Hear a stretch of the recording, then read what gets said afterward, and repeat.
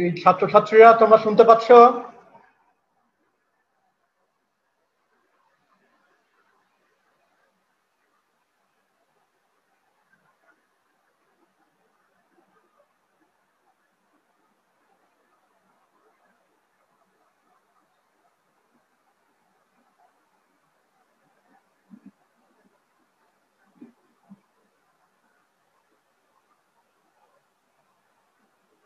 ছাত্রছাত্রীরা তোমরা কি শুনতে পাচ্ছ? আসসালামু আলাইকুম স্যার।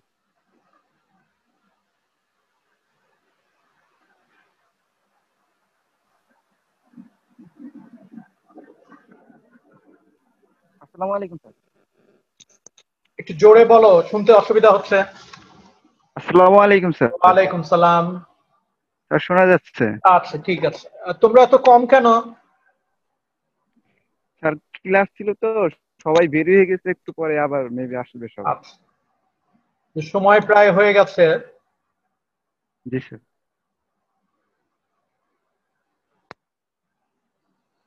সময় তো হয়ে গেছে মনে হচ্ছে।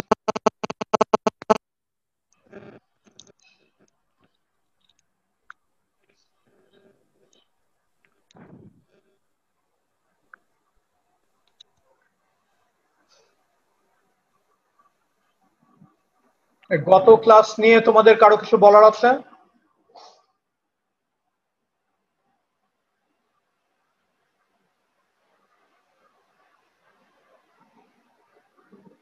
যদি কিছু জিজ্ঞাসা থাকে তাহলে জিজ্ঞেস করতে পারো, আর না হলে আমি আজকের ক্লাস শুরু করতে চাই। যেহেতু সময় হয়ে গেছে, আমি শেয়ার স্ক্রিনে চলে যাচ্ছি।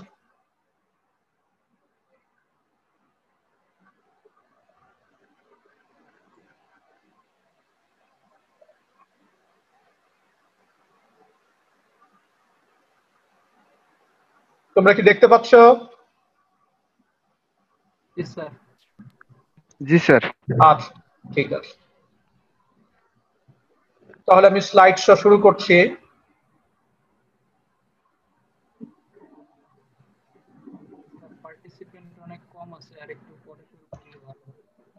তোমরা কি স্লাইড দেখতে পাচ্ছ?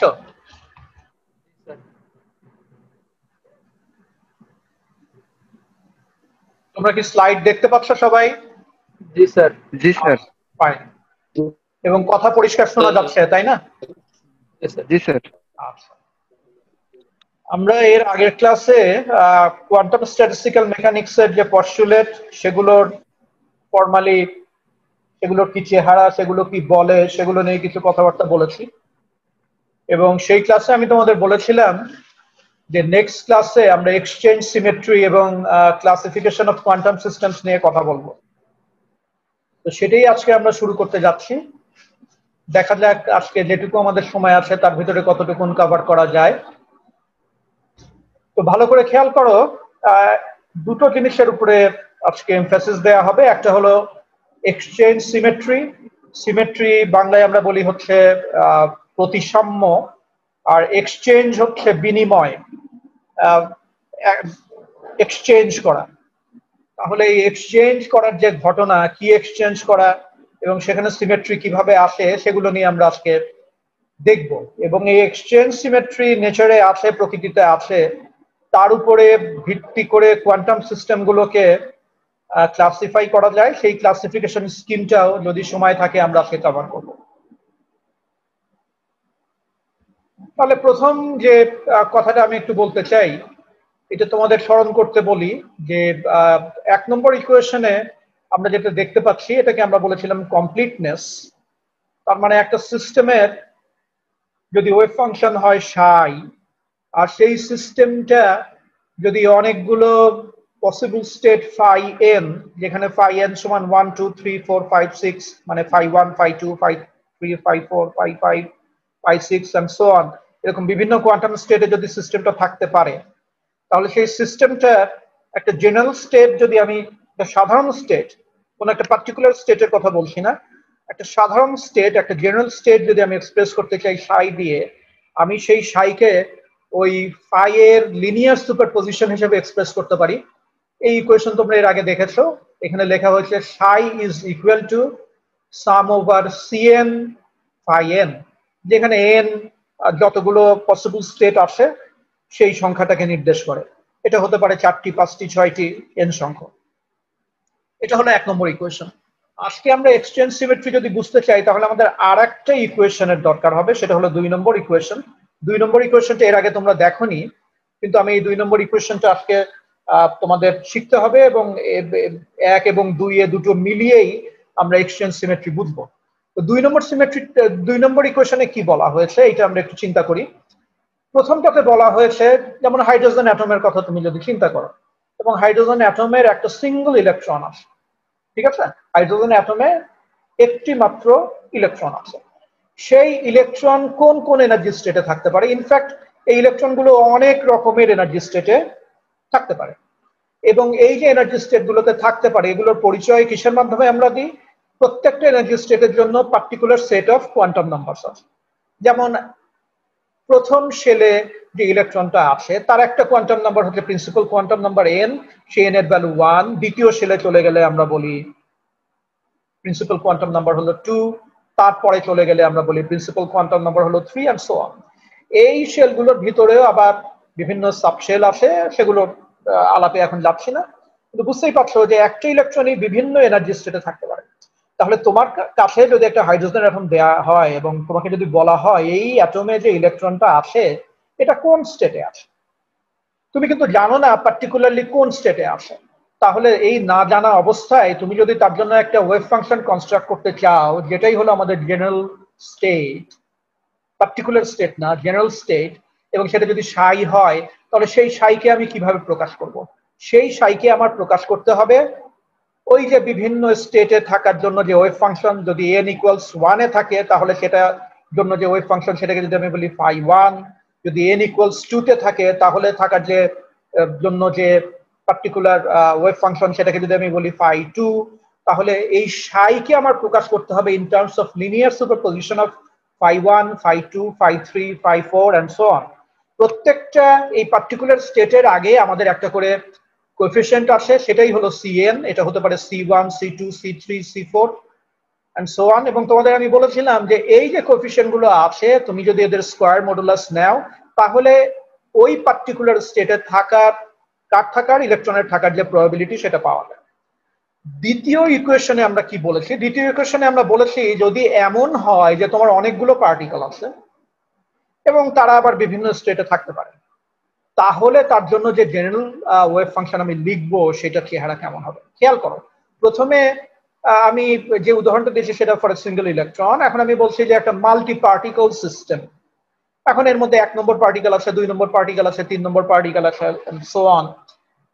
এইটার জেনারেল স্টেট কেমন হতে পারে? আমি একটা উদাহরণ দিই। এটা জেনারেল স্টেট হতে পারে এরকম যে 1 নম্বর পার্টিকেলটা এই স্টেটে আছে, তার মানে সাই এ, সাই ওয়ান কি রিপ্রেজেন্ট করছে? যে 1 নম্বর পার্টিকেলটা এই স্টেটে আছে, 2 নম্বর পার্টিকেলটা এই পার্টিকুলার স্টেটে আছে, 3 নম্বর পার্টিকেলটা এই পার্টিকুলার স্টেটে আছে, n নম্বর পার্টিকেলটা এই পার্টিকুলার স্টেটে আছে।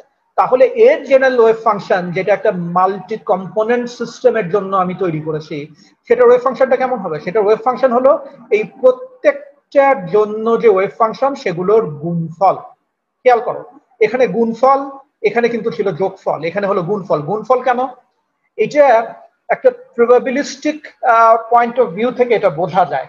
যেমন তোমার যদি অবস্থাটা এমন হয় তুমি 1 নম্বর স্টেটে আছো অথবা 2 নম্বর স্টেটে আছো, তাহলে অথবা তার মানে অর যেখানে থাকে, তোমরা জানো প্রবাবিলিটির নিয়ম হলো যদি এই ঘটনা ঘটে অথবা সেই ঘটনা ঘটে তাহলে এদের কম্বাইন্ড প্রবাবিলিটি হলো এই দুই প্রবাবিলিটির যোগফল। অর থাকলে আমরা যোগ করি। কিন্তু যদি সিচুয়েশনটা এমন হয়, আমি যদি বলি যে 1 নম্বর ছাত্রটা 1 নম্বর স্টেটে আছে এবং 2 নম্বর ছাত্রটা 2 নম্বর স্টেটে আছে, দেখো আমি কিন্তু অর বলিনি, আমি বলেছি অ্যান্ড। 1 নম্বর ছাত্রটা 1 নম্বর স্টেটে আছে এবং 2 নম্বর ছাত্রটা 2 নম্বর স্টেটে আছে। এক্ষেত্রে প্রবাবিলিটির যে রুল, সেখানে কি যোগ করি না আমরা গুণ করি? সেখানে আমরা গুণ করি, তোমাদের যদি স্মরণে থাকে, নতুবা তোমরা একটু দেখে নেবে। তাহলে যখন এইরকম সিমালটেনাস অকুপেশনের কথা আমরা বলি, যে 1 নম্বর এই জায়গাতে এবং 2 নম্বর ওই জায়গাতে এবং 3 নম্বর সেই জায়গাতে, তখন এদের নিয়ে যে আমার স্টেটটা তৈরি করতে হয়, সেখানে ওই ইন্ডিভিজুয়াল যে কম্পোনেন্ট গুলো আছে সেগুলোকে আমার গুণ করতে হয়, এবং সেই গুণফলটাই তোমার 2 নম্বরে দেখানো হয়েছে। 1 এবং 2 কিন্তু মাথার ভিতরে খুব ভালোভাবে নিতে হবে। This are extremely important concepts, ঠিক আছে? আমরা এগুলো নিয়ে আলাপ করবো প্রয়োজনে, তোমরা বুঝতে না পারলে আমি আসি, উইল ডিসকাস। আচ্ছা, তাহলে কি হলো? তাহলে আমরা খুব সহজ একটা স্টেটের কথা চিন্তা করি, যেটুকু আমি এর আগে স্লাইডে বললাম সেটুকু মাথার মধ্যে নাও। তারপরে আমরা যেটা করব, খুবই সিম্পল একটা স্টেটের কথা চিন্তা করব। সবচেয়ে সিম্পল স্টেট কি হতে পারে for multi component, multi particle, multi state system? দুটো স্টেট আছে আমার, দুটো স্টেট আছে। সেই স্টেট দুটোর নাম হলো এ এবং বি, এবং আমার দুটো পার্টিকেল আছে, ঠিক আছে? আমার দুটো কোয়ান্টাম স্টেট আছে এ এবং বি, এবং আমার দুটো পার্টিকেল আছে যাদের একজনের নাম হলো 1 নম্বর আর একজনের নাম হলো 2 নম্বর। তাহলে এই রকম অবস্থা যদি আমার হয়, তাহলে আমি ওয়েভ ফাংশন যদি তৈরি করতে চাই, মানে সিস্টেমের ওয়েভ ফাংশন, তাহলে সেই ওয়েভ ফাংশনটাকে আমার লেখার কি উপায় আছে? আমি ইচ্ছা করলে 2 ভাবে লিখতে পারি। এখানে দেখানো হয়েছে যে প্রথমে আমি লিখতে পারি ψ12। এইটার অর্থটা কি? এটার অর্থটা আমরা এখানে পরিষ্কার করেছি। এটার অর্থ হলো 1 নম্বর পার্টিকেলটা আছে প্রথম স্টেটে, যেটাকে আমরা বলছি এ স্টেট, এবং 2 নম্বর পার্টিকেল আছে দ্বিতীয় স্টেটে, যেটা হলো বি স্টেট। এইটা যেমন পুরো সিস্টেমটাকে রিপ্রেজেন্ট করতে পারে, এই ψ12, তেমনি পুরো সিস্টেমটাকে রিপ্রেজেন্ট করার জন্য আরো একটা ওয়েভ ফাংশন আছে, সেটা হলো ψ21। এটাও হতে পারে, হতে তো কোনো মানা নেই। এইটার অর্থ হলো 2 নম্বর পার্টিকেলটা আছে 1 নম্বর স্টেটে, এবং 1 নম্বর পার্টিকেলটা আছে বি নম্বর স্টেটে। আবারও বলি, ψ21 এর অর্থ হলো 2 নম্বর পার্টিকেলটা আছে স্টেট এ তে, এবং 1 নম্বর পার্টিকেল আছে স্টেট বি তে। এই 2 ভাবে আমি এই মাল্টি কম্পোনেন্ট মাল্টি স্টেট সিস্টেমটাকে, সিস্টেমের ওয়েভ ফাংশনটাকে লিখতে পারি। এখন তোমরা স্মরণ করো, আবারও তোমাদের রিকল করতে বলছি, আমি তোমাদের যখন ক্লাস নিয়েছি তখন ক্লাসে বলেছিলাম যে কোয়ান্টাম পার্টিকেল গুলো আইডেন্টিক্যাল হতে পারে। We are talking about 2 electrons, এবং এমন সিচুয়েশনে এই ইলেকট্রন গুলোকে আমি ট্রিট করছি যে এদেরকে কোয়ান্টাম মেকানিক্যালি আমাকে ট্রিট করতে হবে, এবং যদি আমার কোয়ান্টাম মেকানিক্যালি ট্রিট করতে হয়, then I have to treat them as identical particles. তাহলে আমি যদি পার্টিকেল গুলোকে আইডেন্টিক্যাল ধরে এই পার্টিকেল গুলোর অবস্থান, তার মানে কোয়ান্টাম স্টেটের মধ্যে যদি এদের বিনিময় করি, তাহলে কি হবে? এই বিনিময় মানেই হলো এক্সচেঞ্জ করা। যদি করি তাহলে অবস্থাটা কি হবে, সেটা হলো প্রশ্ন। আচ্ছা, আবার একটু এখানে আসি। তোমরা দেখতেই পাচ্ছ, যেহেতু দুটো পার্টিকেল আইডেন্টিক্যাল, প্রথমে 1 নম্বরটাকে রেখেছিলাম এ স্টেটে এবং 2 নম্বরটাকে রেখেছিলাম বি স্টেটে। বিনিময় করার অর্থটা কি? 2 নম্বর স্টেটে যে পার্টিকেলটাকে রেখেছিলাম, 2 নম্বর পার্টিকেলটাকে এ স্টেটে নিয়ে যাব, এবং 1 নম্বর পার্টিকেলটাকে বি স্টেটে নিয়ে যাব। তার মানে প্রথমে যে অবস্থাটা ছিল ψ12, বিনিময় করার ফলে এরা কোন স্টেটে চলে যাবে? ψ21। তার মানে ψ12 থেকে তুমি যদি ψ21 এ যাও, তাহলে সেটা করতে গেলে তোমার you have to exchange the particles between the 2 states. মাথার মধ্যে নাও। আচ্ছা, তাহলে এইখানে যে বিনিময়ের ঘটনাটা ঘটালাম, এইটাকে আমরা কোয়ান্টাম মেকানিক্যালি বলি আমরা একটা অপারেশন করেছি। এই ঘটনা মানেই হচ্ছে কাইন্ড অফ অপারেশন, এবং কোয়ান্টাম মেকানিক্যালি এই বিনিময়টা যেখানে আমরা করেছি সেখানে একটা ঘটনা ঘটিয়েছি, এবং সেই ঘটনাটা হলো এক্সচেঞ্জ অপারেশন, ঠিক আছে? তাহলে আমি যে অপারেশনটা করেছি সেটা হলো এক্সচেঞ্জ অপারেশন। আর এর ফলে আমরা দেখবো এক ধরনের সিমেট্রি আছে। সিমেট্রিটা কি? সিমেট্রি আমরা বাংলায় যেটা বলেছি তোমাদের, আমরা বলি প্রতিসাম্য। প্রতিসাম্য আমরা যখন বুঝি, তখন সবসময় আমাদের প্রতিসাম্য বোঝার আগে প্রতিসাম্য বুঝতে গেলে যে অপারেশন, সেই অপারেশনে চলে যেতে হয়। যেমন সিমেট্রি অপারেশন, এখানে যে সিমেট্রি অপারেশনটা আমরা করেছি সেটা হলো এক্সচেঞ্জ অপারেশন। তোমরা এখন মনের চোখে দেখার চেষ্টা করো, আমার যে স্টেটটা শুরুতে ছিল ψ12, আমরা যখন আইডেন্টিক্যাল পার্টিকেল গুলো এক্সচেঞ্জ করলাম, তখন আমার কোয়ান্টাম স্টেটটা হয়ে গেল ψ21। ফিজিক্যালি কি এই দুটো স্টেটের ভিতরে কোন রকম পার্থক্য করা সম্ভব না সম্ভব না? আমি তোমাদের একজনের সম্ভব না কে বললে, উত্তর কে দিলে? স্যার আমি শাকিরা। আচ্ছা শাকিরা, তুমি উত্তর দিয়েছো সম্ভব না। কেন সম্ভব না? স্যার যেহেতু আইডেন্টিক্যাল, এক্স্যাক্টলি, বাইরে থেকে তো বোঝা যাবে। পার্টিকেল গুলো যেহেতু আইডেন্টিক্যাল, কাজেই এই দুটো স্টেটের ভিতরে ফিজিক্যালি ডিস্টিংগুইশ করার কোনো উপায় নাই।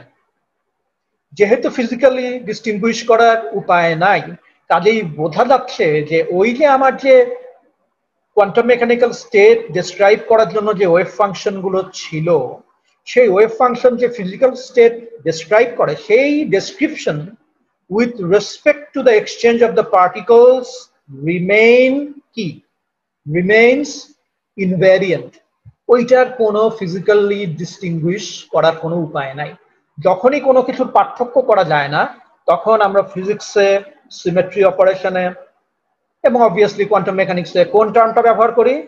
ইনভ্যারিয়েন্ট। আমি কোন রকম পার্থক্য করতে পারছি না। এবং সমস্ত সিমেট্রি অপারেশনের সাথেই এই ইনভেরিয়েন্সের ব্যাপারটা ওতপ্রোতভাবে জড়িত। ঠিক আছে? যেখানেই সিমেট্রি অপারেশন আছে সেখানেই ইনভেরিয়েন্সের প্রশ্ন আসে। কেমন? তুমি যদি একটা কিউব নাও এবং এই কিউবটার যদি একটা মিরর ইমেজ নাও অ্যাবাউট এনি প্লেন, এর কিউবের মোট কয়টা প্লেন আছে? 6টা প্লেন আছে। এই 6টা প্লেনের যে কোনো প্লেনের রেসপেক্টে এটা যদি একটা মিরর ইমেজ নাও, অথবা কিউবকে ডায়াগোনাল বরাবর ভাগ করে তুমি যদি একটা মিরর ইমেজ নাও, তাহলে তুমি দেখবে যে মিরর ইমেজ নেওয়ার যে ঘটনা, সেই ঘটনাটা হলো সিমেট্রি অপারেশন। এই অপারেশনের ফলে কিউবের চেহারা কি কোনো পরিবর্তন হয়? কোনো পরিবর্তন হয় না। তাহলে আমরা বলি with respect to those operations the cube remains invariant. আবার কি হয়, একটা কিউবকে যদি তুমি রাখো টেবিলের উপর রেখে তুমি যদি 90 ডিগ্রি ঘোরাও, তার মানে এটা একটা রোটেশনাল সিমেট্রি অপারেশন, তাহলেও কিউবের চেহারা কোনো পরিবর্তন হয় না। তার মানে যেখানেই সিমেট্রি সেখানেই কোনো না কোনো ইনভ্যারিয়েন্সের ব্যাপার আছে। আরেকটা কথা আমি শুরুতে তোমাদের বলতে চাচ্ছিলাম, ভুলে গেছি, এখন এইমাত্র আমার মনে হলো, যে একটা লেভেলে তোমরা যখন পৌঁছাবে তখন তোমরা দেখবে যে পুরা ফিজিক্স দাঁড়িয়ে আছে more or less on symmetry operations, certain invariance, এবং এই সিমেট্রি অপারেশন এবং ইনভেরিয়েন্স এর সাথে যে ট্রান্সফরমেশন গুলো জড়িত সেগুলোর অঙ্ক নিয়ে। এটাই হচ্ছে পদার্থবিজ্ঞানের গঠন। কাজেই আমি আজকে যে ক্লাসটা তোমাদের নেব এবং এই ক্লাসে যে কথাগুলো বলবো, এইটার গুরুত্ব ভাষায় প্রকাশ করার মতো না। ইনফ্যাক্ট থার্ড ইয়ারে তোমরা যা কিছু পড়বে, এবং I am telling you with all the seriousness, তোমরা থার্ড ইয়ারে যা কিছু পড়বে তার ভিতরে সবচেয়ে গুরুত্বপূর্ণ যে জিনিসগুলো তোমরা পড়বে তার ভিতরে একটা হচ্ছে আজকের ক্লাসে আমরা যেটা আলোচনা করছি। এটার গুরুত্ব এতই বেশি, এই যে দৃশ্যমান মহাবিশ্ব আমরা যেটা দেখছি, এর ভিতরে তুমি আমি আমরা যারা আছি, আমাদের অস্তিত্ব আমরা যে আছি, it depends on the classification on the quantum particles. এবং এই ক্লাসিফিকেশনের সবচেয়ে শক্তিশালী যে তরিকাটা আছে, that is dependent on the exchange symmetry of the wave function এর উপর। কাজেই যা বলছি মাথার ভিতরে নেওয়ার চেষ্টা করো, কারণ এই ফাউন্ডেশনটা যদি তৈরি না হয় তাহলে ফিজিক্সের খুব বড় একটা পিলার তুমি মিস করলে, এবং অনেক কিছুই আসলে ভিতরে কি ঘটছে সেটা তুমি ধরতে পারবে না। তো যাই হোক, এই স্লাইডে আমি যে কথাগুলো বলেছি সেই কথাগুলোই একটু ফর্মালি বলা আছে। দেখো এখানে কি বলা আছে, দ্য কমপ্লিট ওয়েভ ফাংশন সাই ব্র্যাকেটের মধ্যে 1 থেকে n পর্যন্ত of a system of n non-interacting particles can be expressed as the product of wave functions psi 1, psi 2, psi 3 up to psi n of the individual particles, that is, আমি যে 2 নম্বর equation তোমাদের দেখিয়েছিলাম এখানেও সেই 2 নম্বর equation লেখা আছে। ঠিক আছে? এখন এই 2 নম্বর ইকুয়েশন আমাকে যে বিদ্যা দিয়েছে এবং 1 নম্বর ইকুয়েশন আমাকে যে বিদ্যা আগে দিয়েছিল, এই দুটোর উপরে বেস করেই আজকে আমাদের ক্লাস আমরা প্রসিড করব। ধরা যাক আমি যে কথাটা বলেছি সেই কথাটাই এখান থেকে শুরু। Suppose one of the particles is in quantum state A and the other in quantum state B. because the particles are identical, it should make no difference in the probability density. তোমাদের আমি ক্লাসে বলেছি যে psi by itself physical significance ধারণ করে না, physical significance ধারণ করে হচ্ছে psi এর absolute square। সেই জন্যই এই psi এর absolute square নিয়ে আমরা কাজ শুরু করব, এবং psi এর absolute square এর যে significance আছে তার মধ্যে একটা মেজর significance হচ্ছে it gives you the probability density। সেখান থেকে আমরা শুরু করছি। তাহলে কি দাঁড়ালো? It should make no difference in the probability density modulus square of psi of the system if the particles are exchanged। একটু আগেই তোমরা যে ব্যাপারে একমত হলে, যেহেতু আইডেন্টিক্যাল পার্টিকেল এক্সচেঞ্জ করলে ফিজিক্যালি কোনো পার্থক্য দেখা যাবে না। তার মানে এক্সচেঞ্জের অর্থ কি? with the one in state A replacing the other in state B and vice versa। Symbolically তাহলে এই কথার তাৎপর্য কি? এই কথার তাৎপর্য হলো আমি যদি অ্যাবসলিউট স্কয়ার নিই উইথ 1 2, তাহলে একই ঘটনা ঘটবে যদি আমি অ্যাবসলিউট স্কয়ার নিই উইথ 2 1, যেখানে psi এর 1 2 কি মানে আর 2 1 এর কি মানে, যেটা আমরা এর আগের স্লাইডে আমরা এগুলো আলোচনা করেছি। ঠিক আছে, তাহলে তাই যদি হয়, 3 নম্বর ইকুয়েশন যদি সত্য হয়, দুই জায়গাতে স্কয়ার নেওয়া হয়েছে, আমরা যদি স্কয়ার তুলে দিই তাহলে দুই ধরনের ঘটনা ঘটতে পারে। এক হচ্ছে আমার ওয়েভ ফাংশনের কোনো ধরনের পরিবর্তনই হয়নি ডিউ টু দা এক্সচেঞ্জ, যেটা আমরা বলি সিমেট্রিক কেস, psi 2 1 এবং psi 1 এর ভিতরে কোনো পার্থক্য নেই। এই 4 নম্বর ইকুয়েশন যদি সত্য হয় তাহলে 3 নম্বর ইকুয়েশন সত্য হবে। খেয়াল করো, 4 নম্বর যদি সত্য হয় 3 নম্বর সত্য হবে। কিন্তু যদি অ্যান্টিসিমেট্রিক হয় উইথ রেসপেক্ট টু এক্সচেঞ্জ, তার মানে পার্টিকেল এক্সচেঞ্জ করলে আমাদের যে ওয়েভ ফাংশন ছিল সেটার সাইনে যদি পরিবর্তন হয়, প্লাস যদি মাইনাস হয়ে যায়, যেটাকে আমরা অ্যান্টিসিমেট্রিক বলছি, এমন ঘটনাও কিন্তু ঘটতে পারে, এবং এমন ঘটনাটাও 3 নম্বর ইকুয়েশনের সাথে সামঞ্জস্যপূর্ণ। আবার বলি, 3 নম্বর ইকুয়েশনটা হলো ফিজিক্যাল সিচুয়েশন, এটা হতেই হবে যেহেতু পার্টিকেল আইডেন্টিক্যাল। কিন্তু এটা যদি হয় তাহলে গাণিতিকভাবে হয় আমি 4 পাবো অথবা আমি 5 পাবো। এ পর্যন্ত কি বোঝা গেছে সবার? জি স্যার, বুঝতে পারছি। আচ্ছা, অত্যন্ত গুরুত্বপূর্ণ। তাহলে কি? তাহলে গাণিতিকভাবে আমরা দেখতে পাচ্ছি ডিউ টু এক্সচেঞ্জ অপারেশন আমার ওয়েভ ফাংশন সিমেট্রিক্যালি বিহেভ করতে পারে, আমার wave function it can become antisymmetric. এটা মাথার মধ্যে রাখতে হবে, দুই রকম হতে পারে, সিমেট্রিক এবং অ্যান্টিসিমেট্রিক গাণিতিকভাবে। এখন আমাদের যে গুণ করে ওয়েভ ফাংশন লেখার যে বুদ্ধিটা আমরা প্রথম দিকে শিখলাম, সেইটা নিয়ে একটু চিন্তা করি। আমার দুটো পার্টিকেল আছে 1 এবং 2, এবং দুটো স্টেট আছে, স্টেট এ এবং স্টেট বি। তাহলে এই অবস্থাতে আমি যদি ওই মাল্টিপ্লিকেটিভ ফ্যাশনে ওয়েভ ফাংশনটা লিখতে চাই, আমি কিন্তু দুই ভাবে লিখতে পারি। এর মধ্যে প্রথমে আমি যেটা লিখতে পারি সেইটা হলো 1 নম্বর পার্টিকেলের জন্য ওয়েভ ফাংশন যে এ স্টেটে আছে, 2 নম্বর পার্টিকেলের জন্য ওয়েভ ফাংশন যে বি স্টেটে আছে, এদের গুণফল দিয়ে আমি এটাকে প্রকাশ করতে পারি।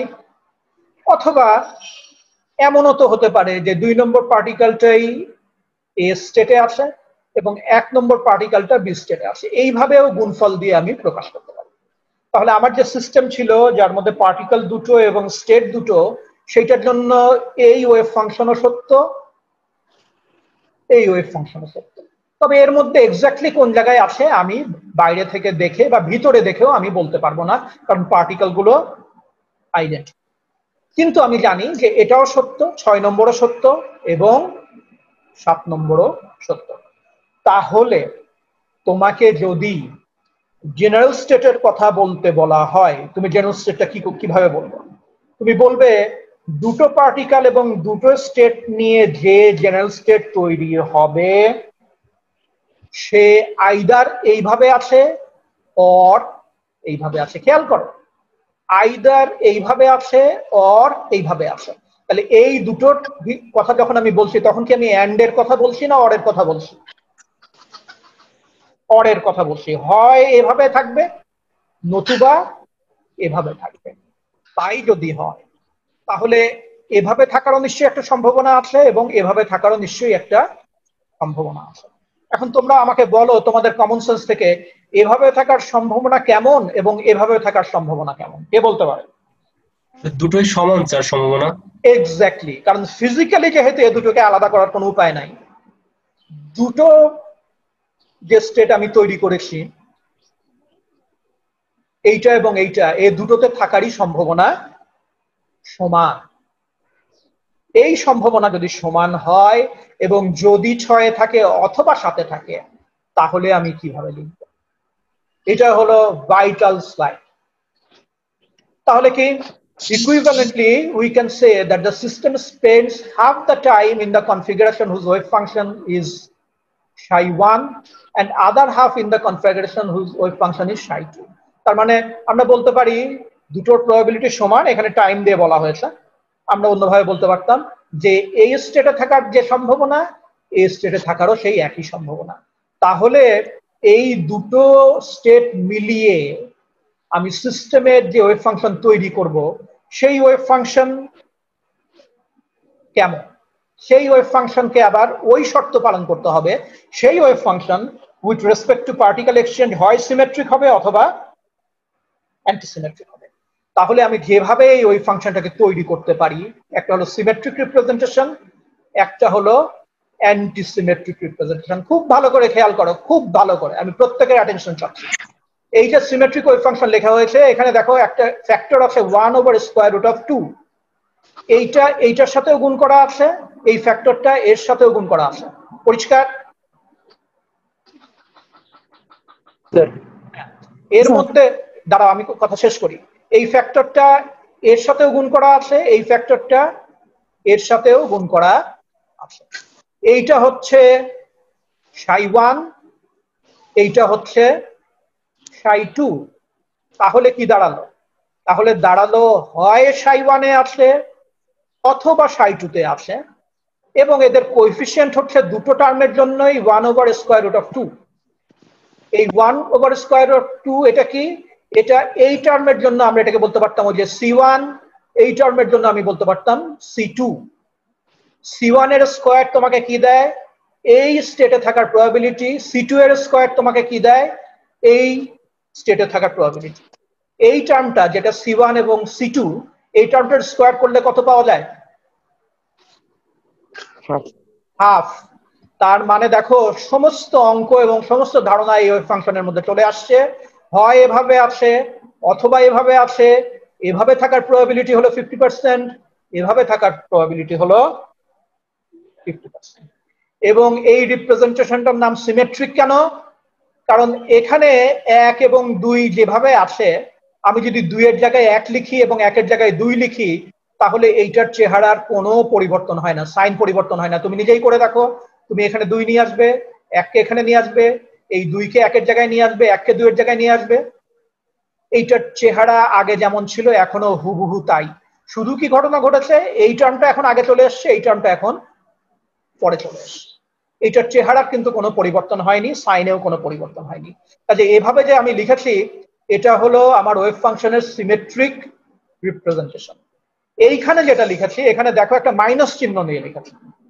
মাইনাস চিহ্ন দিয়ে লেখার ফলে কি প্রবাবিলিটির কোনো পরিবর্তন হবে? না, হবে না। কারণ তুমি খেয়াল করো, প্রথম টার্মের c1 সমান 1/√2, দ্বিতীয় টার্মের c2 সমান হলো -1/√2। দুইটারই তুমি যদি স্কয়ার নাও তাহলে তুমি কত পাবে? রেসপন্স চাচ্ছি আমি, দেখে মাথায় ঢুকছে কিনা। 1/2। দুইটাতেই তুমি পাবে হাফ। ঠিক আছে? তাহলে কি সিমেট্রিক এবং অ্যান্টিসিমেট্রিক ওয়েভ ফাংশনের মধ্যে পার্থক্য কি? প্রথমটাতে c1 সমান c2 সমান 1/√2, দ্বিতীয়টাতে c1 সমান 1/√2, c2 সমান -1/√2। প্রথমটা পার্টিকেল এক্সচেঞ্জের রেসপেক্টে কমপ্লিটলি সিমেট্রিক, দ্বিতীয়টায় মজা ঘটে গেছে, এটা পার্টিকেল এক্সচেঞ্জের রেসপেক্টে অ্যান্টিসিমেট্রিক। নিজেই চিন্তা করে দেখো, তুমি যদি 1 এর জায়গায় 2 লেখো আর 2 এর জায়গায় 1 লেখো, দুটো টার্মে যদি এই কাজ করো, তাহলে psi a, তার মানে এই ওয়েভ ফাংশনটা কিন্তু আর psi a থাকে না, এটা হয়ে যায় -psi a। করে দেখো, কারণ এটা হয়ে যায় প্রথম টার্ম যার আগে মাইনাস চলে আসে, এটা হয়ে যায় দ্বিতীয় টার্ম যার আগে প্লাস চলে আসে। তার মানে কি পুরো টার্মটার আগে একটা মাইনাস চলে আসে। তাহলে আমি দুইভাবে ওয়েভ ফাংশন সাজিয়েছি, একটা হলো সিমেট্রিক, একটা হলো অ্যান্টিসিমেট্রিক। কিসের রেসপেক্টে? With respect to the exchange of particle. Subtle, সূক্ষ্ম, দারুণ মজার, এবং এর তাৎপর্য বলে শেষ করা। তাহলে করলাম, আমার যে উদ্দেশ্য ছিল আমি দেখাতে পারলাম যে দুটো পার্টিকেল এবং দুটো স্টেট নিয়ে যদি আমি ওয়েভ ফাংশন তৈরি করতে চাই এবং টোটাল সিস্টেমকে ডেসক্রাইব করে এমন ওয়েভ ফাংশন যদি আমি তৈরি করতে চাই, আমার হাতে দুটো উপায় আছে। একটা হলো আমি এটাকে সিমেট্রিক্যালি কনস্ট্রাক্ট করতে পারি, আমি এটাকে অ্যান্টিসিমেট্রিক্যালি কনস্ট্রাক্ট করতে পারি। এখানে 1/√2 হলো কেন, হাফ না হয়ে? হাফ হলে এটা কি সি স্কয়ার না সি? 1/2 যদি হতো স্কয়ার নিলে কত পেতে? 1/4। প্রবাবিলিটি কি 1/4 না প্রবাবিলিটি হাফ? হাফ হবে স্যার। হ্যাঁ, সেই জন্যই 1/√2। বুঝতে পারছি। গুড। এখন দেখো, এইটা ভালো করে পড়ো, আমি পড়ছি। There are a number of important distinctions between the behavior of particles in systems whose wave functions are symmetric and that of particles in systems whose wave functions are antisymmetric. The most obvious is that in symmetric case, both particles 1 and 2 can simultaneously exist in the same state with A equals B. In the antisymmetric case, if we set A equals B, we find that antisymmetric wave function is 0. তাহলে হচ্ছে এই যে যদি এখন আমি বলি যে ভাই আমার একটা ভুল হয়ে গেছিল, আমি বলেছিলাম স্টেট এ এবং বি, কিন্তু আসলে আমার কোয়ান্টাম সিস্টেমটা আমি আর একটু ভালো করে দেখে বুঝলাম যে এ স্টেট এবং বি স্টেট আসলে একই স্টেট। তার মানে এই দুটোকে আলাদা ইন্ডেক্স দিয়ে লেখার আসলে কোনো মানে হয় না। তাহলে দেখো সিমেট্রিক কেসে তুমি যদি এ এবং বি দুটোকেই এ লেখো, তাহলে তুমি কি পাবে? তুমি যেটা পাবে সেটা হলো সাই A1 সাই A2 যোগ সাই A2 যোগ সাই A1। তার মানে কি এই যে টার্মটা আসে সেটাই দুইবার আসবে, কিন্তু এটা 0 নয়। কিন্তু এইখানে যদি তুমি A সমান B বসিয়ে দাও তাহলে কি হবে? অ্যান্টিসিমেট্রিক ওয়েভ ফাংশনে তুমি যদি A সমান B বসিয়ে দাও তাহলে প্রথম টার্ম দ্বিতীয় টার্মকে ক্যান্সেল করবে। এইটা আজকের পড়ার অন্যতম গুরুত্বপূর্ণ শেখা, যে অ্যান্টিসিমেট্রিক ওয়েভ ফাংশন যেই ধরনের পার্টিকেলের এক্সচেঞ্জের ফলে ওয়েভ ফাংশন অ্যান্টিসিমেট্রিক হয়, সেই ধরনের পার্টিকেল কখনো দুটো একই কোয়ান্টাম স্টেটে থাকতে পারে। এরকম একাধিক পার্টিকেল কখনো একই কোয়ান্টাম স্টেটে থাকতে পারে না। যেমন দেখো, ওই যে এখানে দেখানো হয়েছে, যখন A সমান B করে দিয়েছে তখন এটা সমান হয়ে গেছে 0। তাহলে কি দাঁড়ালো? Hence the two particles cannot be in the same quantum state. এই কথাটাই তোমরা কলেজে শিখেছো পাউলি এক্সক্লুশন প্রিন্সিপালে, যে একই কোয়ান্টাম স্টেটে দুটো ইলেকট্রন থাকতে পারে। তাহলে আজকে তোমরা কি শিখলে? একই কোয়ান্টাম স্টেটে দুটো ইলেকট্রন কেন থাকতে পারে না? দেখি কে বলতে পারে।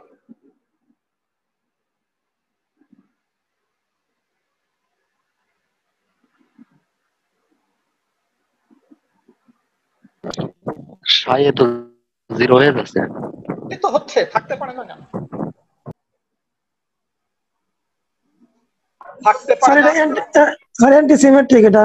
এক্স্যাক্টলি থাকতে পারে না এই জন্য যে ইলেকট্রন হচ্ছে এমন পার্টিকেল যার wave function with respect two exchange symmetry is antisymmetric. Electron যদি এমন পার্টিকেল হতো যার wave function with respect two exchange symmetry is symmetric, তাহলে এই মহাবিশ্বের এই ইলেকট্রনের জন্য যে পাউলি এক্সক্লুশন প্রিন্সিপাল তোমরা পড়েছো, সেই পাউলি এক্সক্লুশন প্রিন্সিপাল প্রযোজ্য হতো না। এবং আমি যে তোমাদের বলেছি এর গুরুত্ব অপরিসীম, এর গুরুত্ব অপরিসীম কেন? পাউলি এক্সক্লুশন প্রিন্সিপাল যদি অ্যাটমিক ইলেকট্রন কনফিগারেশনের জন্য না প্রয়োগ করা যায়, তাহলে এই যে তোমাদের যে ওইরকম কত 95টা না হোয়াট এভার সংখ্যক এলিমেন্ট আছে, you know the number better than me, অনেকগুলো এলিমেন্ট আছে, এই এলিমেন্টগুলোর যে আলাদা আলাদা তোমার ইলেকট্রনিক কনফিগারেশন, তাদের আলাদা আলাদা কেমিক্যাল প্রপার্টি, সেটাও হতো না। সবার অবস্থা একই রকম হতো, সব এক কোয়ান্টাম স্টেটে জড়ো হতো এবং সবার বৈশিষ্ট্য একই রকম। কাজেই যেটা বলছিলাম যে তোমার আমার অস্তিত্ব, সমস্ত বস্তু জগতের অস্তিত্ব ডিপেন্ড করে কিসের উপরে? এই এক্সচেঞ্জ সিমেট্রি এবং অ্যান্টিসিমেট্রি কোএফাংশনের উপর। কাজেই যেটা পড়ছো সেটার গুরুত্ব নিশ্চয়ই বুঝতেই পারছো। তাহলে কি দাঁড়ালো? কোয়ান্টাম জগতে যত রকমের পার্টিকেল আছে, তাদের নিয়ে গঠিত যত রকমের সিস্টেম আছে, সেই সমস্ত সিস্টেমের ওয়েভ ফাংশন নিয়ে যদি আমরা কাজ করতে যাই, তাহলে আমরা দেখব উইথ রেসপেক্ট টু এক্সচেঞ্জ এর ওয়েভ ফাংশন হবে সিমেট্রিক অথবা হবে অ্যান্টিসিমেট্রিক। তাহলে আরো একটা জিনিস বোঝা যায় যে দুই রকমের ওয়েভ ফাংশন যেহেতু পার্টিকেলের ধর্মের উপরে ডিপেন্ড করে পাওয়া যায়, তাহলে পার্টিকেল গুলোকেও নিশ্চয়ই with respect to their exchange symmetry classify করা সম্ভব, এবং আসলেই সম্ভব, এবং সেইভাবেই আমরা ক্লাসিফাই করব। তো আমার হাতে কিছুটা সময় আছে, আমি আজকে আর আসলে প্রসিড করব না, এবং আজকে আমি প্রসিড করব না এই জন্য যে আজকে যেটা তোমাদের আমি পড়িয়েছি এটা মাথার ভিতরে খুব ভালো করে ঢুকতে হবে, গভীরভাবে ঢুকতে হবে, এবং এর তাৎপর্য উপলব্ধি করতে হবে। তো আমি এখন বাকি সময়টা যেটা করব, অনেকগুলো সূক্ষ্ম জিনিস নিয়ে আলোচনা করা হয়েছে। এই সূক্ষ্ম জিনিসগুলো নিয়ে আলোচনা করতে যে কোনো জায়গায় হয়তো তোমাদের অস্পষ্টতা আছে। আমি সেই অস্পষ্টতা কোথায় আছে, কারো কোনো প্রশ্ন আছে কিনা, এবং কি বুঝতে পারছো না, সেটা নিয়ে আমি বাকি সময়টা একটু আলোচনা করতে চাই, কারণ এটার গুরুত্ব খুব বেশি। তো আমি এখন তোমাদের কাছ থেকে প্রশ্ন নিতে চাই, তোমরা প্রশ্ন করতে পারো। কি বুঝেছো এবং কি বোঝোনি? স্যার 9 নম্বর ইকুয়েশনটা একটু ক্লিয়ার হয়নি স্যার এখনো। কয় নম্বর ইকুয়েশনে? হ্যাঁ, তোমার নাম বলো। সিমেট্রিক ইকুয়েশন মানে 9 নম্বর ইকুয়েশনটা স্যার। হ্যাঁ, জোরে বলো, তোমার কথা শোনা যায় না, জোরে বলো। স্যার আমার নাম তুহিন। 9 নম্বর ইকুয়েশনটা স্যার আমার ক্লিয়ার হয়নি স্যার। 9 নম্বর ইকুয়েশনটা তোমার ক্লিয়ার হয়নি? আচ্ছা, তোমার কি এইটা ক্লিয়ার হয়েছে? 8 নম্বর হয়েছে? স্যার ওটা বুঝতে পারছি মনে হয় স্যার আমি। আচ্ছা, মনে হয়, তার মানে ওটাও হয়তো তোমার ক্লিয়ার হয়নি। শোনো তুহিন, আমরা একটু প্রথম থেকে আলাপ আলোচনা করি। আমরা প্রথম দিককার স্লাইডগুলো থেকে বুঝেছিলাম যে আমার যদি একটা 2 পার্টিকেল এবং 2 এনার্জি স্টেট কোয়ান্টাম সিস্টেম থাকে, তাহলে পার্টিকেল গুলো যদি আমি এক্সচেঞ্জ করি, তাহলে ফিজিক্যাল পিকচারের কোনো পরিবর্তন হয় না। এটা কি তুমি বুঝেছো তুহিন? স্যার আচ্ছা, তাহলে ওই যে আমরা ψ² 1 2 সমান লিখেছিলাম ψ² 2 1, তাহলে ψ² 1 2 সমান যদি ψ² 2 1 হয়, তাহলে গাণিতিক ভাবে ψ² 1 2 সমান হতে পারে ইজ ইকুয়াল টু ψ² 2 1, অথবা হতে পারে ψ² 1 2 ইজ ইকুয়াল টু মাইনাস ψ² 2 1। এটা তো বুঝেছো তুমি, তাই না? স্যার বুঝেছো? জি স্যার বুঝছি। আচ্ছা, তাহলে আমরা দেখতে পেলাম যে দুই রকমের ওয়েভ ফাংশন হতে পারে, একটা হলো সিমেট্রিক, একটা হলো অ্যান্টিসিমেট্রিক। ঠিক আছে? আচ্ছা, তারপরে আমরা সিমেট্রিক ওয়েভ ফাংশনটা তৈরি করার চেষ্টা করলাম, এবং যেটাই 8 নম্বরে তৈরি করা হয়েছে। 8 নম্বরের মধ্যে কি আছে? 8 নম্বরে দুটো ওয়েভ ফাংশন আছে, একটা হলো 1 নম্বর পার্টিকেল এ স্টেটে, 2 নম্বর পার্টিকেল বি স্টেটে, এবং আরেকটা ওয়েভ ফাংশন হলো 2 নম্বর পার্টিকেল এ স্টেটে এবং 1 নম্বর পার্টিকেল বি স্টেটে। আমরা জানি যে এদের লিনিয়ার সুপারপজিশন করে আমাকে ওয়েভ ফাংশনটা তৈরি করতে হবে। তো লিনিয়ার সুপারপজিশন যখন আমরা করি, তখন এই ওয়েভ ফাংশনের যে টার্মগুলো থাকে, সেই টার্মের আগে একটা করে কোএফিশিয়েন্ট থাকে। এটা তো তুমি জানো, তাই না? জি স্যার। হ্যাঁ, তাহলে একটা কোএফিশিয়েন্ট এটার আগে ধরো আছে C1, আর একটা কোএফিশিয়েন্ট এটার সামনে আছে হলো C2। এখন আমরা এটাও জানি যে C1 এর যদি আমি স্কোয়ার নিই, তাহলে এখানে থাকার প্রবাবিলিটি পাওয়া যাবে, C2 যদি আমি স্কোয়ার নিই, তাহলে এখানে থাকার প্রবাবিলিটি পাওয়া যাবে। যেহেতু এখানে থাকারও যা প্রবাবিলিটি এবং এখানে থাকারও সেই একই প্রবাবিলিটি, তাহলে নিশ্চয়ই এখানে থাকার প্রবাবিলিটি হলো হাফ, এখানে থাকার প্রবাবিলিটি হলো হাফ। তাহলে নিশ্চয়ই C1 হবে 1/√2, কারণ কাজে এটাকে স্কোয়ার করলে হাফ পাওয়া যায়। এখানে C2 সমান হবে 1/√2, যেটাকে স্কোয়ার করলেও হাফ পাওয়া যায়। এবং এখানে আমরা এমন ভাবে লিনিয়ার সুপারপজিশনটা নিয়েছি যে এখানে পার্টিকেল এক্সচেঞ্জ করলে ওয়েভ ফাংশনে কোনো পরিবর্তন হয় না, কাজে এটা একটা সিমেট্রিক রিপ্রেজেন্টেশন। আমার দাবি ছিল আমি দুই রকম তৈরি করব, একটা সিমেট্রিক হতে হবে, একটা অ্যান্টিসিমেট্রিক হতে হবে। আমি দেখো 2 নম্বরে যে অ্যান্টিসিমেট্রিক রিপ্রেজেন্টেশন তৈরি করেছি, যেখানে C1 এর ভ্যালুটা হলো পজিটিভ 1/√2, C2 এর ভ্যালুটা হচ্ছে নেগেটিভ 1/-2 এই করা হয়েছে। এই মাইনাস চিহ্নটা আসার ফলে এই ওয়েভ ফাংশনটা অ্যান্টিসিমেট্রিক হয়ে গেছে। পার্টিকেল এক্সচেঞ্জ করলে এইখানে সাইনের পরিবর্তন হয়। তুমি 1 এর জায়গায় 2 আর 2 এর জায়গায় 1 নিজে বসিয়ে দেখো, সাই এ আর সাই এ থাকবে না, হয়ে যাবে মাইনাস সাই এ। এখানে 8 নম্বরে পার্টিকেল এক্সচেঞ্জ করে দেখো, তোমার সাই এস আবারও সাই এসি থেকে যাবে। তুমি কি বুঝতে পারছো? জি স্যার, বুঝতে পারছি। আল্লাহ জানে তোমরা ঠিক কথা বলো কিনা, আমাকে চেষ্টা করলে বুঝতে পারবে আমি যেটা বলেছি। মাইনাস চিহ্নটা এটাকে অ্যান্টিসিমেট্রিক তৈরি করেছে, এবং প্রবাবিলিটির হিসাবেও কোনো রকম গড়মিল নাই। তার কারণ হলো 1/√2 এর স্কোয়ার করলেও হাফ পাওয়া যায়, -1/√2 এর স্কোয়ার করলেও হাফ পাওয়া যায়। আর কারো কোনো প্রশ্ন আছে? স্যার আমার একটা কোশ্চেন ছিল। নাম কি? স্যার মোহাম্মদ হাসান আলী। হাসান, স্যার আমাদের আমাদের যে স্পিন পড়ছে, তাহলে পজিটিভ হাফ আর নেগেটিভ হাফ, তাহলে এর সাথে কি তাহলে রিলেশন? না, এর সাথে সরাসরি কোনো রিলেশন নাই। It's a good question. হ্যাঁ, এই প্রশ্ন তো আসতেই পারে, কিন্তু এর সাথে সরাসরি কোনো রিলেশন,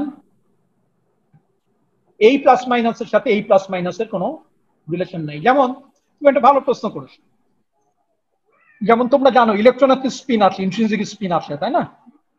এবং সেই স্পিন কোয়ান্টাম নাম্বার হলো হাফ, তাই না? তুমি কি জানো যে ফোটনেরও স্পিন আছে? আচ্ছা, যদি না জানো তাহলে আজকে শিখলে ফোটনেরও স্পিন আছে এবং সেই স্পিন কোয়ান্টাম নাম্বার হলো 1, ঠিক আছে? তো ফোটন দুই রকমের স্পিন কোয়ান্টাম নাম্বারের কারণে দুই রকম পোলারাইজেশনে থাকতে পারে। এটা হতে পারে +1ও হতে পারে, আবার -1ও হতে পারে। কিন্তু এই প্লাস এবং মাইনাস চিহ্ন নিয়ে এর যে অ্যাঙ্গুলার মোমেন্টাম, তার সাথে এক্সচেঞ্জ, সিমেট্রির, অ্যান্টিসিমেট্রিক ওয়েভ ফাংশনকে সরাসরি সেখানে যে মাইনাস চিহ্ন, সেই মাইনাস চিহ্নকে সংযুক্ত করা যায় না। কেন যায় না?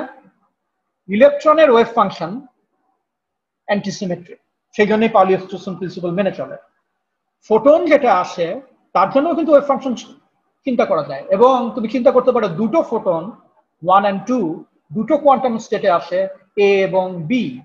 ফোটনের জন্য যে ওয়েভ ফাংশন তৈরি করা যায় নেচারে, যে ফোটনের জন্য যে পারমিটেড ওয়েভ ফাংশন, সেই ওয়েভ ফাংশন কিন্তু সিমেট্রিক। তার মানে ফোটন দুটোকে তুমি যদি চেঞ্জ করো তাহলে ওয়েভ ফাংশনের সাইনে কোনো পরিবর্তন হয় না। কাজে বুঝতে পারছো যে ওই অ্যাঙ্গুলার মোমেন্টামের প্লাস মাইনাসের সাথে এই ওয়েভ ফাংশনের কনস্ট্রাকশনে যে প্লাস মাইনাস চিহ্ন আমি এনেছি সেটার সরাসরি কোনো সম্পর্ক নাই।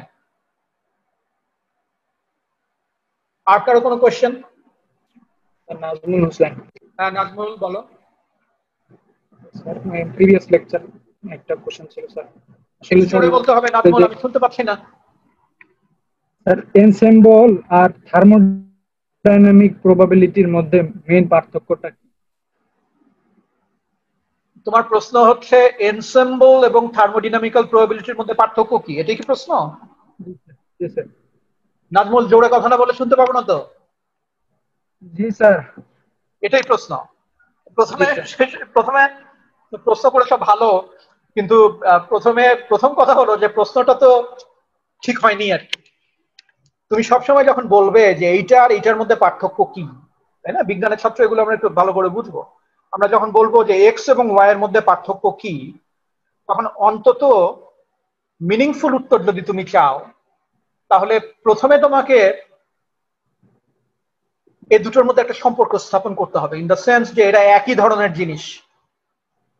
তোমার প্রশ্নের গা ছাড়া উত্তর হলো এনসেম্বল হচ্ছে এনসেম্বল, আর থার্মোডাইনামিক্যাল প্রবাবিলিটি হলো থার্মোডাইনামিক্যাল প্রবাবিলিটি। এ দুটো দুই জিনিস, যে এর মধ্যে পার্থক্য কি এটা বলা মুশকিল। তোমার আগে আসলে তোমার যেটা ধারণা পরিষ্কার করতে হবে, এনসেম্বলটা কি। এনসেম্বল হচ্ছে কালেকশন অফ ইন্ডিপেন্ডেন্ট স্টেটস, একটা ম্যাক্রো স্টেটের সাথে সামঞ্জস্যপূর্ণ যত রকমের স্টেট কল্পনা করা যায় তাদের সম্মিলিত চেহারার নাম হলো এনসেম্বল। এনসেম্বলটা কি? এনসেম্বল হচ্ছে স্টেট গুলোর চেহারার সম্মিলিত রূপ। আবার ভালো করে শোনো, স্টেট যেগুলো পসিবল স্টেট তাদের যে চেহারা আছে সেই চেহারার সম্মিলিত রূপকে আমরা এনসেম্বল বলতে পারি, যেখানে প্রত্যেকটা কম্পোনেন্ট একটা আরেকটার সাথে ইন্ডিপেন্ডেন্ট। আর থার্মোডাইনামিক্যাল প্রবাবিলিটি হচ্ছে একটা নাম্বার, এটা তো কোনো চেহারা না, এটা হলো একটা সংখ্যা। এটা কিসের সংখ্যা? একটা গিভেন ম্যাক্রোস্টেটের করেসপন্ডিং কতগুলো মাইক্রোস্টেট আছে সেই সংখ্যাটা হলো থার্মোডাইনামিক্যাল প্রবাবিলিটি। একটা হচ্ছে চেহারার সম্মিলিত চেহারা, আর একটা হচ্ছে গিভেন ম্যাক্রোস্টেটের করেসপন্ডিং কতগুলো মাইক্রোস্টেট আছে, একটা সংখ্যা আর একটা চেহারা। তুমি কি বুঝতে পারছো? জি স্যার। আচ্ছা, স্যার একটা কোশ্চেন স্যার। কার? আমার হ্যাঁ বলো, জোরে বলো, জোরে বলো, আমার কষ্ট হচ্ছে তোমার কথা শুনতে। স্যার আমার হেডফোনটা একটু সমস্যা, তো এই জন্য আসলে বোঝা যাচ্ছে না কথা। তাও একটু গলা গলা খুলে বলো। স্যার হিলবার্ট স্পেসটা কি স্যার? হিলবার্ট স্পেস কি? Hilbert space. হ্যাঁ, হিলবার্ট স্পেসটা স্যার বুঝি না। বোঝো না? এটা কি আমি লিখে দিচ্ছিলাম হিলবার্ট স্পেস কি জিনিস? একটু তো লিখে দিচ্ছিলাম মনে হয়, তাই না? জি স্যার। আচ্ছা, আমি এক কাজ করি না কেন? তোমরা কিভাবে আরামে দিন কাটাচ্ছ? না, আসলে কেউ আরামে দিন কাটাচ্ছ না, কিন্তু পড়াশোনা তোমরা খুব একটা করছো বলে আমার মনে হচ্ছে না। আমি ওই রেসপেক্টে বলছি, তোমরা অনেকেই অনেক ডিফিকাল্টির মধ্যে আছো আমি জানি, কিন্তু পড়াশোনাটা তোমরা খুব মন দিয়ে করছো বলে আমার মাঝে মাঝে মনে হয় না আর কি। এক কাজ করি না কেন, আমি এর পরের স্লাইড থেকে যখন নেক্সট ক্লাসে শুরু করব তার আগে আমি তোমাদের মুখ থেকে হিলবার্ট স্পেস সম্পর্কে তোমরা কি শিখেছো সেটা একটু শুনবো, কারণ আমি বহু আগের ক্লাসে এটা নিয়ে কথা বলেছি। তারপরে আমি একটা সামারাইজ করব, তারপরে আমি নেক্সট ক্লাসটা শুরু করবো ইনশাল্লাহ। ঠিক আছে? আমি আজকে তোমার এই প্রশ্নের উত্তর দিচ্ছি না, আমি তোমাদেরকে একটু সময় দিই, তোমরা নিজেরা এটা একটু দেখে কি বুঝেছো আমাকে একটু বলো, দেন আই উইল এলাবোরেট। ঠিক আছে? আজকে কোনো প্রশ্ন আছে? স্যার আমি শুভ। শুভ, হ্যাঁ বলো শুভ। স্যার যখন আমি প্রিভিয়াস লেকচার আপনি বলছিলেন যে এখানে স্ট্যাটিস্টিক্যাল মেকানিক্সের যে পোস্টুলেট গুলো আছে এগুলো কিছু ল্যাকিং আছে যদি আমরা কোয়ান্টাম মেকানিক্সের সাথে যদি তুলনা করি। কিরকম বলতো? আমি কি বলেছিলাম আমার ঠিক মনে নেই। তাহলে এই যে আপনি এখানে গত স্যার স্লাইডে একটা লেখা ছিল যে এখানে রিগোরাস ডেভিয়েশন আছে। এক্স্যাক্টলি, হ্যাঁ ঠিক ঠিক ঠিক, খুব ভালো কথা। ওই জিনিসটা একটু বুঝতে পারলাম না। হ্যাঁ, এটা ঠিক আছে, ভালো প্রশ্ন করেছো।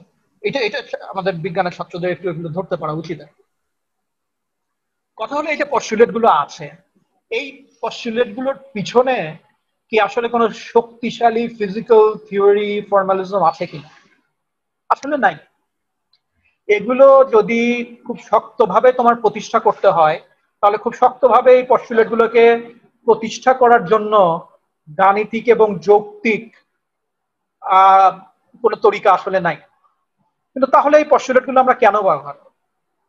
এই যে গাণিতিক এবং যৌক্তিক তোমার খুব শক্তিশালী কি বলে স্টার্টিং পয়েন্ট নাই, এটাই বলা যায় যে এগুলোর কোনো রিগারাস ফাউন্ডেশন আসলে নাই।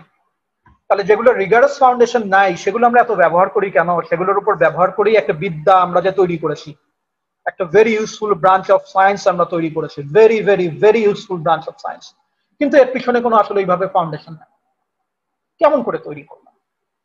উত্তরটা হচ্ছে এই ফাউন্ডেশন গুলো ব্যবহার করে আমরা যখন এই বিদ্যাটাকে ডেভেলপ করি তখন সবকিছুর সাফল্য এবং ব্যর্থতা কিসের নিরিখে নির্ণীত হয় কেউ বলতে পারবে? তুমি বলতে পারবে? রেজাল্ট, বাস্তবতা, এক্সপেরিমেন্ট, অবজারভেশনের নিরিখে সেটা সাফল্য এবং ব্যর্থতা নির্ণীত হয়।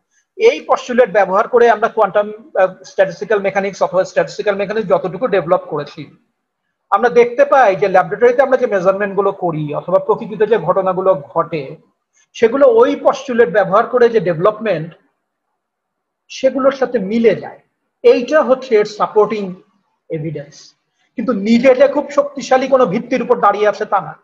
আমাদের এক্সপেরিমেন্টাল অবজারভেশন যতদিন আমরা দেখি যে এই পস্টুলেট গুলো ব্যবহার করে যে এই ফর্মালিজম গুলো আমরা তৈরি করেছি সেগুলো দিয়ে ব্যাখ্যা করা যায়, সেগুলো দিয়ে বর্ণনা করা যায়, ততদিন আমরা এই পস্টুলেট গুলোকে গ্রহণ করেছি। তার মানে এই না এই পস্টুলেট গুলোই শেষ কথা। সেই কথাটা বলতে যে এই রিগারাস ফাউন্ডেশনের কথাটা বলা আসে। এবং কিছু কিছু জায়গায় তো কিছু সমস্যা আছেই, যেমন সমস্ত পস্টুলেট গুলোই মোরালেস দাঁড় করানো হয়েছে ইকুইলিব্রিয়াম স্ট্যাটিস্টিক্যাল মেকানিক্সের সামনে রেখে। কিন্তু প্রকৃতিতে যত ইন্টারেস্টিং ঘটনা ঘটে তার মধ্যে একটা বড় অংশই নন ইকুইলিব্রিয়াম ফেনোমেনা। সেগুলোতে যখন এগুলো প্রয়োগ করতে যাই তখন কিন্তু এগুলো রিসার্চের ব্যাপার, জায়গায় জায়গায় যন্ত্রণা সৃষ্টি হয়। সো সমস্যা এবং লেখিং তো আর আসে, এগুলো নিয়েই বিজ্ঞানের। আর মনে হয় এটাই শেষ প্রশ্ন, আমরা আজকে এখানে শেষ করছি। তোমরা সবাই ভালো থাকবে, আর নেক্সট ইনশাআল্লাহ আমরা এরপর থেকে শুরু করবো। ঠিক আছে, তোমরা সবাই ভালো থাকবে। আসসালামু আলাইকুম। আসসালামু আলাইকুম। ওয়ালাইকুম আসসালাম।